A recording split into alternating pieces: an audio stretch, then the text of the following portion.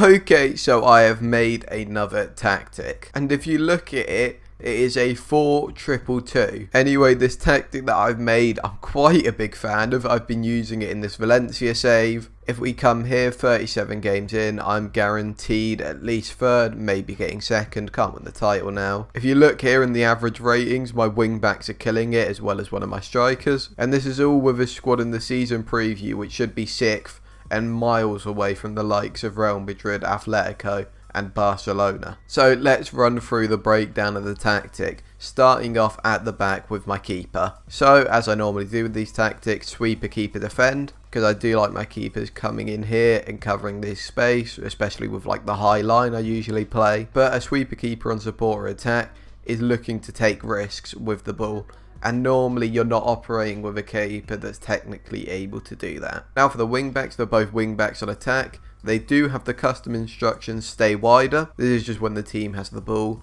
And normally what you'll see when we're playing is these would just act as wingers. In the centre here, just got 2 ball playing centre backs. Obviously you can easily change these to just centre backs if your centre backs aren't too technically able. You don't want them taking those risks trying to play like more decisive passes. Moving forward into this midfield, I have one deep lying playmaker on support. This player here, you could give them a few different roles. It's just you want to make sure that they have stay back on or hold position even, so that when you're attacking and bombing up forward, you have one guy just sitting in front of this back four. Now the Segundo Volante on attack here, first of all, a Segundo Volante, it's kind of like a box-to-box midfielder in the sense that they do make late runs into the box, but also they get back and defend, because I mean they're in that DM spot. The Segundo Volante here kind of gives us a bit of balance when we're attacking. I don't know if balance is the right word for it, but let's say these 2 centre mids, the 2 strikers are in the box, and the wing backs are each side trying to get crosses in, or they're trying to work it from, like, let's say here. A lot of the time the Segundo Volante can kind of pop up here, play a 1-2 with the fullback, which normally will create a crossing opportunity.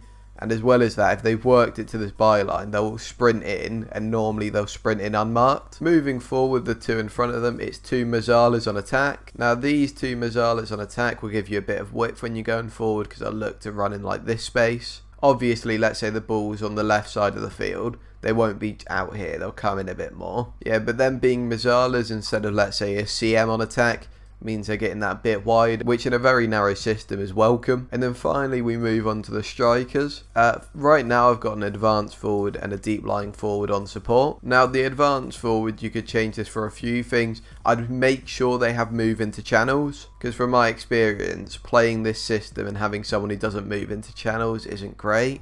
Same for the deep lying forward, although I don't think you necessarily need a support striker here. I have had it working with like 2 advanced forwards up here who are both just on the last man stretching this defence. But I think because in Maxi Gomez, although he's not the most technically gifted in some of those like technique, vision, passing attributes, he's definitely able to like drop in and with his physicality be able to link up play. Because if we look at his attributes here, he's got 16 balance, 17 strength, and he has got okay technicals, but with those physicals he's able to hold people off and be able to link up play here, because he won't drop in here and like play killer balls or anything. Even though he has that take more risks turned on, he'll drop in here and just link everything together. Then for the tactical style, starting off, positive mentality. With this system, I don't think I'd ever go to a balanced. Obviously attacking is a thing you could do, but with this you really can't go to, I mean you could go to a balanced mentality and I'm sure you'd be fine, but because it's very like get the ball, everyone up the pitch, you probably want that positive where you're looking to go forward a bit more. Now in the in possession bit here, we have approach to play, pass into space. So with play it into space, you're just looking to play it in behind a lot of defences. Okay, so approach to play, I have pass into space just because normally we'll be looking to play in behind. Normally that would be to the advanced forward who's always on the last man.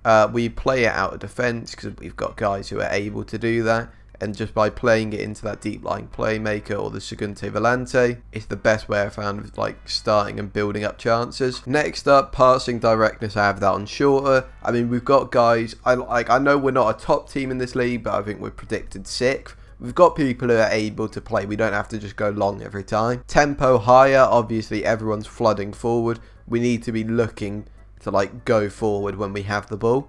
Final third, we look to work it into the box. This is just to avoid all our chances being us putting it out wide to a wing back, cross comes in, and then like when we get the ball back, get it out to a wing back, cross comes in, get it back, get the ball, get it out to a wing back, cross comes in. You can find that happen a lot when there's not an emphasis to actually just work the ball into the box. Because what you'll see a lot more is the wing backs will like look for cutbacks and maybe like try and centre the ball without just crossing it in, and it keeps you a bit more varied in those attacks. Now in transition, counter press, counter distribute quick, and I distribute to the centre backs. Nothing really to say here, is what you'd expect from a positive, fairly attacking tactic. And then out of possession, we have higher lines of engagement and a higher defensive line. We trigger the press more often, and that's all we did here. Okay, so hopefully you're enjoying the video so far. I know I'm enjoying this tactic because it is.